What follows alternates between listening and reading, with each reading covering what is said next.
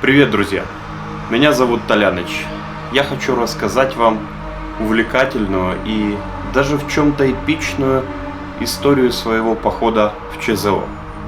Начну с небольшой предыстории. О формате нелегальных походов в Чернобыльскую зону отчуждения я узнал примерно или в конце 13-го, или в начале 14-го года.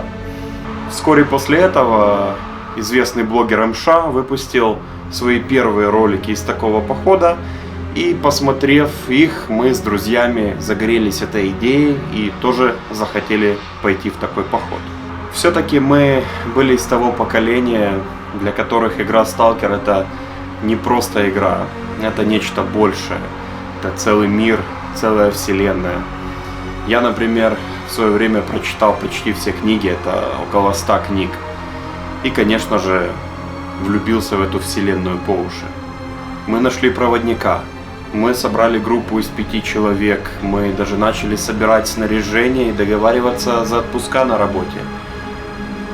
Но, к сожалению, тогда не у всех получилось, и наша поездка сорвалась. А после начались всем известные события в Украине, и уже стало, откровенно говоря, не до этого. Но это пусть и не очень большая, но все же мечта все эти годы жила где-то в уголке моего сердца, и я ждал возможности, что может быть когда-то у меня появится возможность с кем-то пойти в такой поход. И вот в августе 2020 года судьба подкинула мне такую возможность. Группа знакомых собиралась во второй свой поход, и я решил не терять эту возможность и присоединиться к ним. На все про все у меня было 2 месяца, чтобы собрать недостающее снаряжение и заняться физической подготовкой. 2 месяца, конечно же, пролетели как мгновение ока, и мы отправились в зону. Это называется, знаешь, Начинаю наш 25. сюжет нашего похода. Приехали в Бучу под Киевом. Здесь встречаемся с другими чуваками с Киева. Готовимся потихонечку.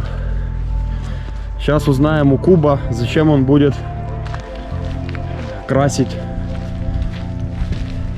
Куб, а ну расскажи, что ты красишь и зачем? Короче, мы красим Hit Defender, лучший костюм от дождя. Вот, серый слишком палевно, поэтому мы будем его камуфлировать. Назовем это так, я его купил в базе и сейчас добавляю шпильки. Это называется прокачка, да? Ты будешь с 2 рук или тебе помочь? Мы будем с 2 рук хуярить. А ты как, пятнышками это все? Это разные цвета? Это коричневый и зеленый. Это 2500. Ну да, кстати. Уродует.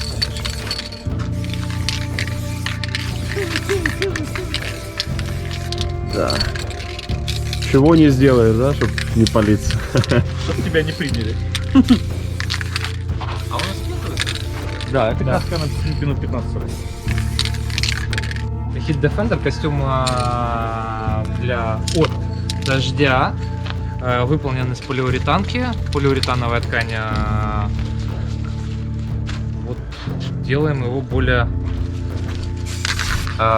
Более правильным назовем, более камуфляжным. камуфляжным, чтобы он лучше сливался с окружающей природой, не выделялся на фоне леса.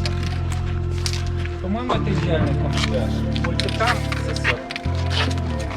Пока ждем участников похода с Киева, вот на перевалочной хате пельмешки варим перед забросом, подкрепиться. Такая чисто сталкерская хата. Ты реально, блядь. Вот, кстати, вот хата действительно на сталкерской похожа. Ебану, мы в Припяти, когда, помнишь, на 6-м этаже в Гербовке, когда сидели, вот, блядь, там такая же хата была, 1 в 1. Там, где дрон ты спалил, да? Да. Вот только цветов не хватало. Было, хлопцы. Итак, скажи, блядь, Чисто, мы на привале. Да, просто сделали свою хату, короче, вот в Припяти. Сталкер. Лучше, чем Приватан. в Припяти, блядь. Приосан, что ты дашь? Какая ответочка? Ну, нормальный ремонт, Мы вот мебель нормально провели вот натаскали. сюда вот электричество с этой, как его, Стецки. Так, чуть-чуть. Дуги прямо. Тащили. Пельмешки, все там нормально, отремонтировали унитаз, канализация, водопровод, все как надо. Финальные переодевашки перед выездом. Во-первых, пластиковые В Чернобыльской зоне. Они 2,2 сантиметра. Вообще никак. Когда приехали ребята с Киева, мы все дружно погрузились в микроавтобус и поехали в сторону Колючки. По дороге, конечно же, бахнули немножко для настроения, для согреву, но с одним человеком это позже сыграет злую шутку. Но обо всем по порядку. Практически ничего не видно. Вот, буквально 300 метров до КПП Детятки. Забрасываемся в зону. Хоть на камере не видно, но ночью довольно светло. Ночь действительно была очень светлая. Луна была практически полная, и мы могли спокойно передвигаться без фонарей, как по лесу, так и по дороге. Это было большим преимуществом для нас, потому что когда ребята ходили в поход в прошлый раз, полгода назад, ночью было настолько темно, что они просто не видели друг друга на расстоянии 1 метр. Наша задача на первый переход была пройти протокольный мост. Это важное место, потому что через него ездят абсолютно все. Альтернатива только одна – переходить речку вброд. Мост мы успешно прошли, зона нам в эту ночь благоволила, машин практически не было. К слову, протокольным мост называется неофициально, это народное название, потому что там часто ловят сталкеров и выписывают протоколы. Ну мы завтрак будем делать? Сколько сейчас времени? Я бы позавтракал, просто сейчас поспал бы, а потом бы сделал завтрак. Нахуй нам сейчас 2 часа Завтрак само тратить? собой. Да не, надо пожрать. Сколько время? Есть часы под рукой? У тебя где ноги будут? Там? Нет, там голова будет. Так там же спуск. Да? Ну ладно, разверну сейчас. Короче, шли около 5 часов. Пришли в лесочек. Сейчас прямо здесь заночуем. Расскажи Завтра по утром всем уже сталкерским видеям, как это охуенно легко. продолжим. Не, как это охуенно легко, я расскажу уже завтра, когда будет светло. Доброе утро. Первое утро в зоне. Вот так примерно мы его провели в таком вот интересном месте. Ночью не было смысла ничего снимать, все равно не было бы видно, поэтому пересказываю ночные события уже на утро.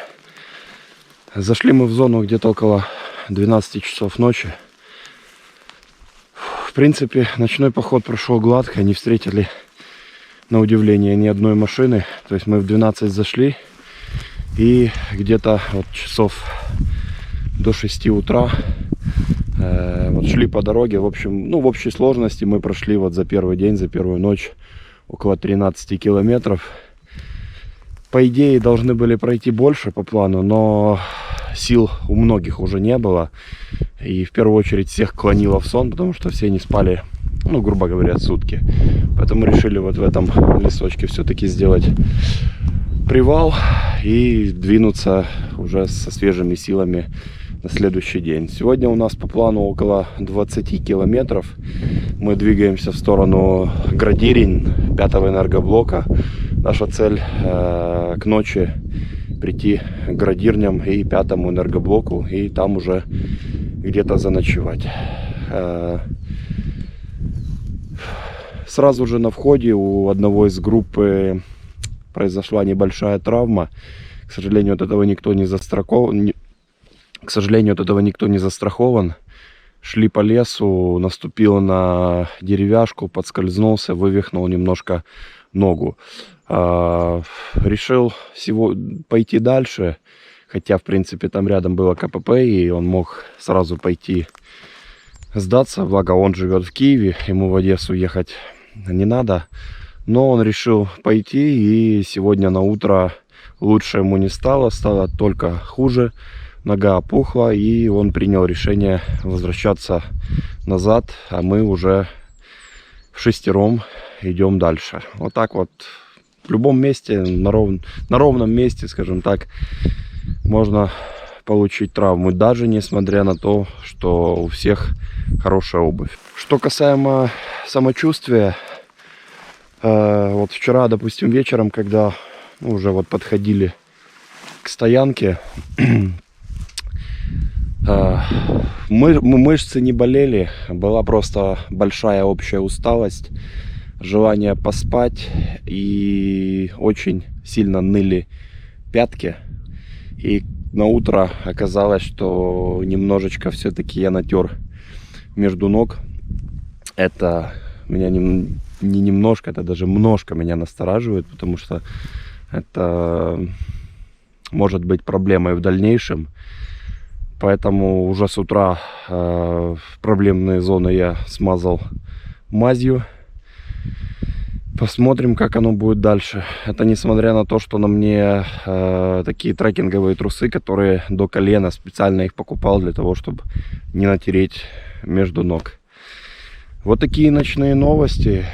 Сейчас завтракаем, пьем кофе и выдвигаемся. Сегодня будет тяжелей. Точнее, с каждым днем будет тяжелей. Орлик, ты как? Ногой надо пнуть. Здрасте. Доброе утречко. Как дома в постели. Самое неприятное занятие утром — это собирать всю снарягу обратно. Особенно, да, Гагарин? когда она, сука, не влазит.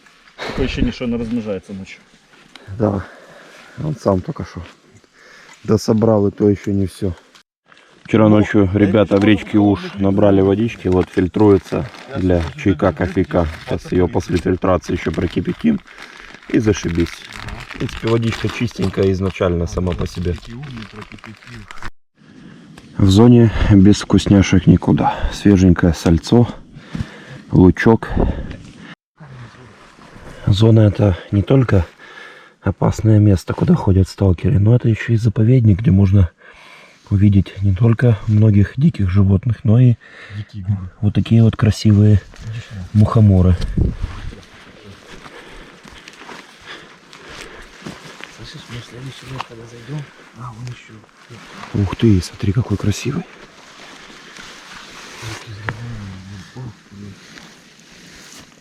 Хотел обсудить одну тему. Вот я говорил про Серегу, который подвернул ногу, и говорил, что у всех хорошая обувь. Я ошибся. Серега как раз был единственный человек, кто пошел в кроссовках. Даже вот. высоких. Не, у него обычные кроссовки были. Да?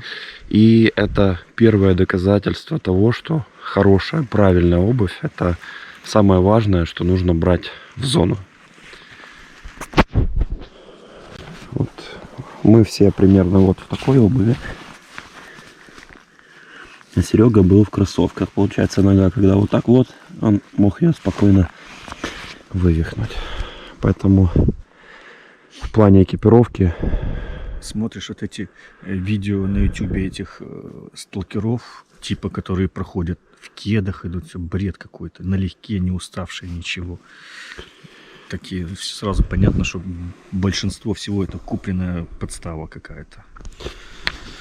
Кстати, по поводу усталости, я дальше еще расскажу, потому что действительно я за все эти годы смотрел очень много видео на ютубе. Конечно, я не все видео смотрел, но вот ни в одном видео из тех, которые я смотрел, ни один сталкер, ни один блогер не говорил о том, насколько физически тяжело вот так вот нелегалам идти в Чернобыльскую зону на 6-7 дней. Вес рюкзаков, как у минимум вот по 20 килограмм, хотя это мы очень сильно заморочились, облегчились. 20 килограмм за спиной. 20 вот, килограмм это да, это еще у нас хороший показатель. Вот по такой вот почве, вот по вот этому всему, вот все вот так вот, ветки, деревья завалены, и все, ни тропинок, ничего. И вот так вот десятки километров за день делать, а они как-то так на изиче, налегке в кедах, с Да. кулечком АТБ. Вот. Орел, как самочувствие на второй день? механическая, блядь, рюкзак нереально охуенно весит. Он должен был легче стать, да? Да. Но по факту... Ну, добавилось чуть-чуть воды, потому что следующий источник у нас аж в Припяти. А нам сначала нужно сейчас зайти в Градирни, а там пробыть сутки, и с Градирин мы идем в Припять. А И- там воду негде а набрать. там воду негде. То есть мы тащим на себе запас на 2 суток. У меня сейчас в рюкзаке 6 литров воды, ёбаных 6 литров воды, блядь. Ну что, маршрут второго дня начался. Это уже не асфальт. По такой земле идти намного тяжелее. А рюкзаки стали тяжелее, чем вчера.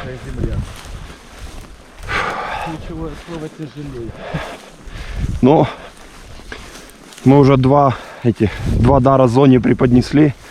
Будем надеяться, она будет к нам благосклонна. Тут я бы хотел внести два пояснения.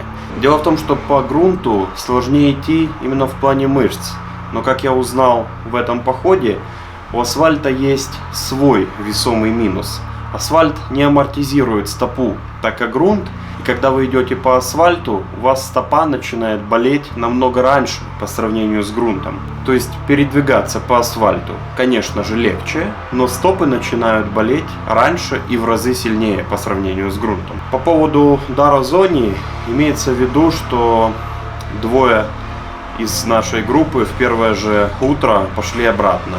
Первый тот, который подвернул ногу, и второй его друг, чтобы не бросать его, пошел вместе с ним. Насчет второго дара зоне, дело в том, что мы весь поход думали, что Куб на одной из стоянок в первую же ночь потерял 0,7 хорошего вискаря, который мы планировали распить на шестнаре. Но когда мы вернулись с похода, обнаружилось, что мы вискарь забыли в машине. Бобер, ты как самый опытный из нас, расскажи, вот что делать, как в случае Сереги, если ты в зоне и получил какую-то травму серьезную. Какие выходы из таких ситуаций? Ну, в принципі, якщо є связь, подзвонить ментам. Це саме проще. Якщо зв'язку нема, ломіться до ближайшої дороги. І там питати кого-то визвати. В общем, то, что ты и делал, да? Да. Ты же, долго ты, сколько ты говоришь, ждал тогда, когда колено себя травмировал? 4 чи 5 машин. А потім вже, коротше, менти приїхали. Тропинка закончилась и начались вот такие вот заросли.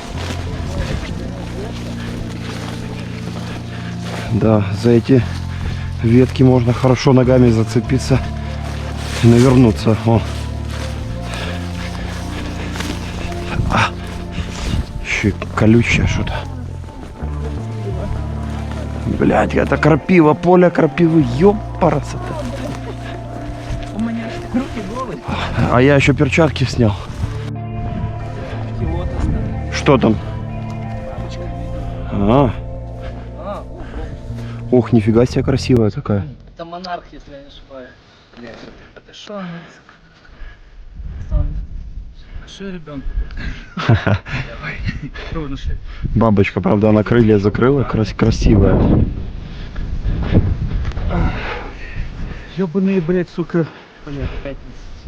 Не до сталкера, блядь, бабочка. Фотку. Не можешь замечать прекрасное рядом с тобой. И сиськи видишь кругом. Ты знаешь, бывают сиськи очень прекрасные.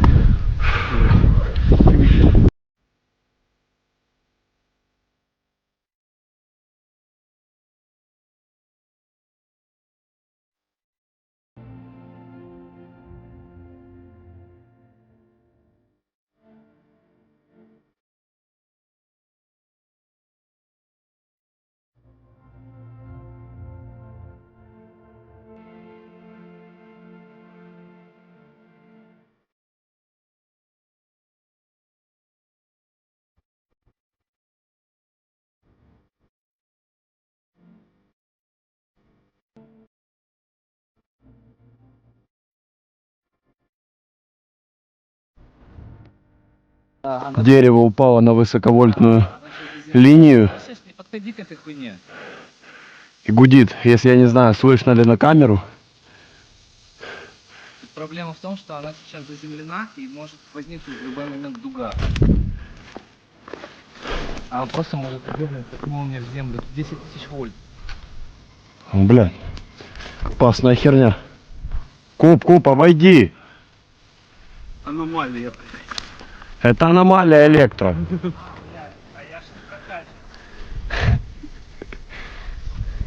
Впереди опасный участок дороги, который нам придется перебегать, поэтому делаем привал, набираемся сил, фильтруем воду и дальше. Так, мы нашли прямо в зоне помидоры. Охренеть. Откуда, вот откуда они здесь взялись? Бля, все Офигеть. Посреди сгоревшего леса. Посреди сгоревшего леса растут помидоры. Офигеть. Вкусно, интересно? Давай попробуем. Сегодня салат на ужин. Так, ну что, ты Ну как помидорки? Долбоебы кушают чернобыльские помидоры. Хотя большие должны быть большие. Маленькие. Вкусные? Помидорки, да. Очень. Прямо по курсу только что 2 машины проехало, блядь. Видимо, одна группа туристов уехала, другая приехала, поэтому надо быстро съябываться, чтобы, когда эти уедут, они нас не спалили. Там по-хорошему сейчас может быть 30 будет. Пошли.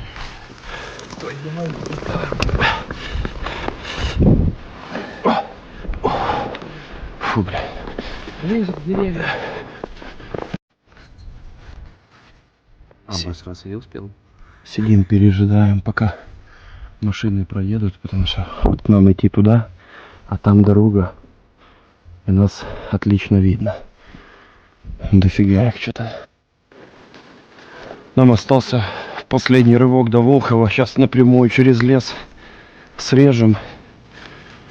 Это заброшенная какая-то военная часть, там и заночуем. Надеюсь, засветло придем, чтобы посмотреть на все это. Осталось еще чуть-чуть до территории Зарковолхов. Наконец-то скоро будет горячая еда, чаек и заслуженный отдых. Не, ну мы сегодня молодцы, прошли, блядь, прям... Да? А, так мы не молодцы. Нормально. Не пришло вообще. Ну, по плану, в принципе, ждем. Да. По плану, да. Ну якщо глобально так подивитися, то це ми ще тільки на середину фінального ривка тут входив прийти. Якщо зараз виходить. Понятно. Вже так ще 15-20 км. Короче, я-то думал, что мы молодцы, а мы, оказывается, так себе. Да. Средненько. Ну, планочку виходить.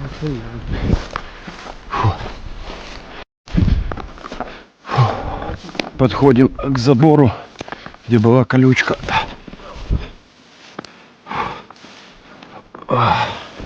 Вот здесь вот в высокой траве надо быть особенно аккуратным. Валяются деревья. Можно нефиг делать, вывернуть ногу.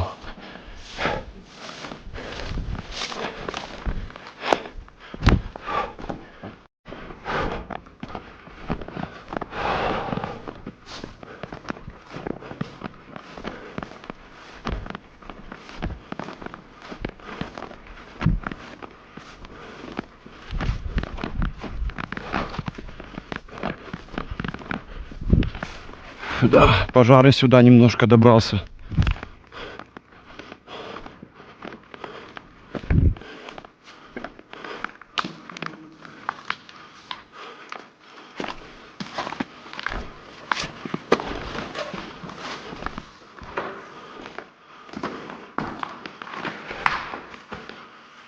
Ну тут бетон. Будем на бетоне спать. А? Ми тут кидаємо рюкзаки зараз, поки світ. Тут пробіглися, подивилися достопримічательності, а потім туди ми підемо до казарми. А там- Звісно, бетон. Ну, А, понял. Подходим к ангару. Долго мы здесь явно находиться не будем. Руками пока ничего не трогай. COVID-19, серьезно. Уже и сюда добрался. О, нормальное сталкерское такое лежбище. Да.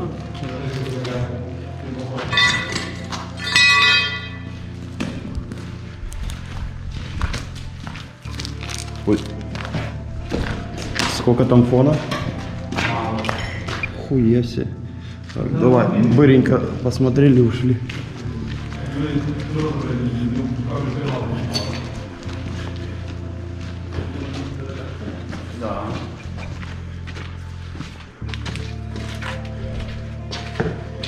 Ну, это не бункер, это фанера.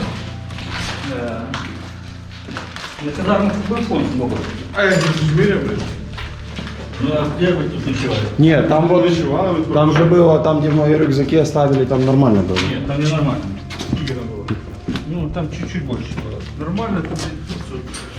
Ну, там 600 было. Ой, 60. А, там 60. 60 это Это фигня. даже дополнительные шейные вырастают. 60. Фон упал? Ну, поднялся.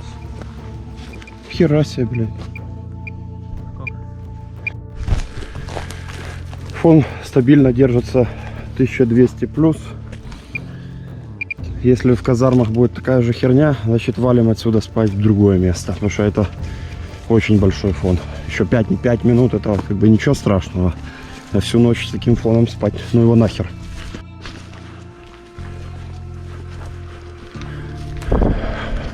Если вас будешь, прям поводить. Это в этих казармах, да, мы планировали спать? Да, 1500. Я не планирую. Уже не планируем. Новость не очень хорошая, придется идти в лес спать.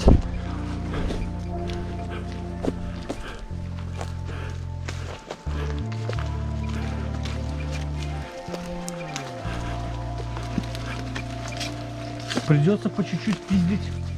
И пиздить. Ну что, выбора нет.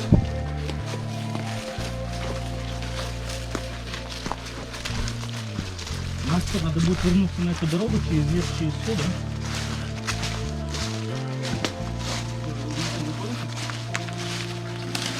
Ну, давай зайдем посмотрим. Раз пришли. И что наше?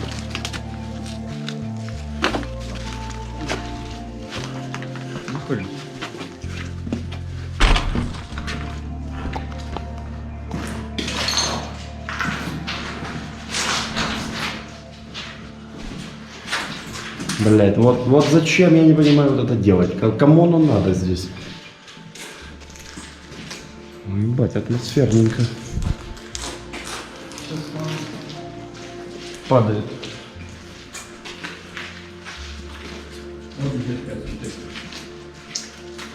Вот здесь сталкерская лёжка. О, в натуре сталкерская лёжка. Чистенько. Что с фоном? 1250. Падает, да, по чуть-чуть? Батарейки, ровно что Ну, водичка. Для населения пустые вопросы. мивинка, сахар. И там что-то еще. Соль, наверное. Да. Батарейки ровно. Пакеты, вода.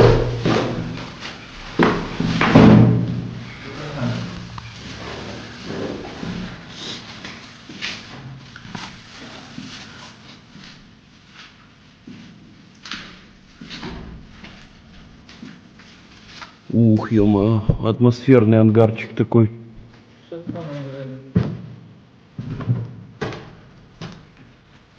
Дайте больше света.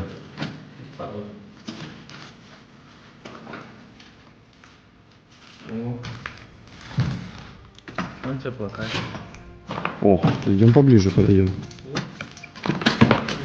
Падает фон?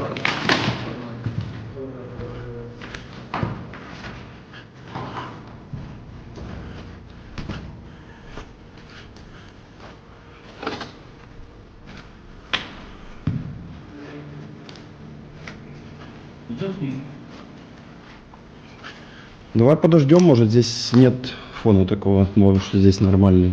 Смотри, как сохранился. Прям вообще сохранился так круто.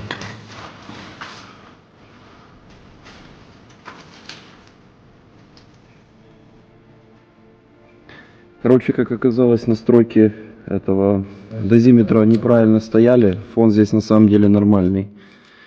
Так что мы зря паниковали. Можно спокойно спать. Фон вон в районе 50. Это в Киеве 40, да? Может играться. Не, в Киеве до 30. Ну, если в Киеве до 30, здесь вон 40-50, это абсолютно нормальный, адекватный фон. Так что остаемся тут. В итоге мы все-таки решили вернуться в эту сталкерскую хату. Блять, кто трусы снять собрался. Чувак, ты несерьезно выглядишь, блядь. Нельзя такой контент на YouTube. Я замылю твою жопу, орел. Это наш петушок. Вот, вернее, не забыли, то вначале намыли. Вот этой хуйней будем смазывать, чтобы не было больно. Снова боль, понимаешь? Короче, решили вернуться, потому что здесь теплее, но и здесь уже оборудованная сталкерская такая комнатка. Здесь и заночуем, сейчас поужинаем. Завтра выдвинемся уже, точнее, ну да, завтра часиков в 5 утра градирнем. Пару комментариев по поводу состояния. Вот 2 дня мы прошли. Для всех, кто на ютубе ни хера об этом не говорит. Как самочувствие? Ну, Сдохнуть дает хочется. себя знать, главное еще за свои старые травмы смотреть, потому что я сейчас еле иду за старой травмой своей. То есть так, в принципе, Держи, нормально. братан. Куб, как у тебя У меня самочувствие? спина болит. Нет, говно собачье. И все, только спина? Вот тем, чем я лицо мажу, в принципе, этим можно делать то же самое.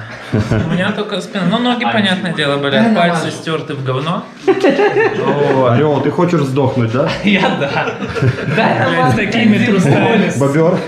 Нормально. Нормально? Ну, это закаленный, да. Нихуя. Масла всякие, блядь. Вот, отлично, увлажнит мне почему. Ну да, типа Масла. Ну вот можно дать кило туляху намазать ей. Не.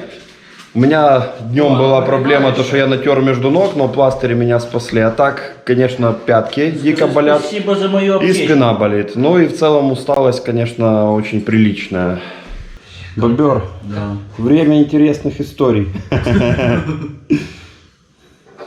Сейчас я буду вспоминать. Давай, нужен контент.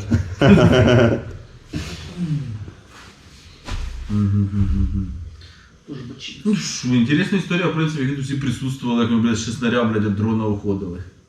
Так розкажи. А що розкажи, ми сидимо тихо мирно на шеснарю, блін, п'ємо коньячок. Нікого не трогає. Ну, блін, звісно,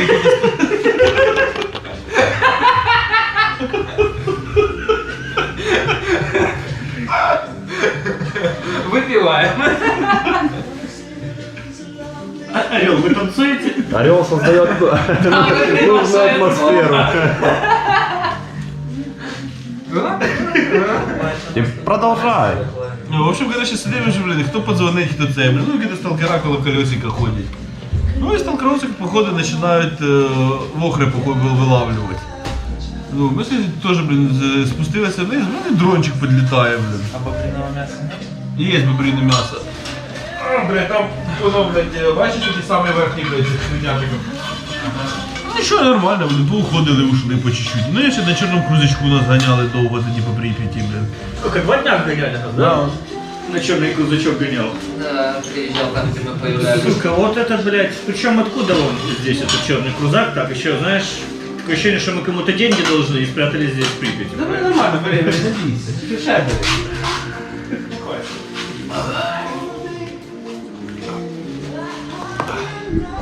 Ты, пожалуйста, на видео музыку поменяй, там, на Рамштайн, на что-то на это.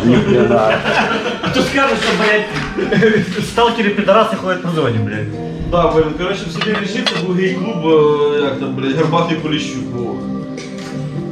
Хоть я и не курящий, но какое же бляха-муха удовольствие снять тапочки, снять носки в одних трусах, выйти на крыльцо заброшенной казармы и выкурить вкусную сигаретку. Сегодня был относительно тяжелый день, но завтра будет очень важный день. Почему? Во-первых, потому что начнется самое интересное. И завтра сильно повышается цена того, если нас поймают. Потому что если завтра, допустим, нас поймают, будет максимально обидно. Потому что мы 2 дня, по сути, просто шли ради того, чтобы снимать уже завтра и послезавтра. В следующей серии мы отправимся в одно из тех мест, ради которых и шли эти 2 дня. Градирни. Монументальное сооружение, от которого лично у меня захватывало дух, даже когда я видел их на видео. А вживую, поверьте, вживую это в разы круче. Если тебе понравилось наше приключение, не поленись, поставь, пожалуйста, лайк, подпишись на канал, колокольчик по желанию. И не забудь посмотреть следующую серию. Пока.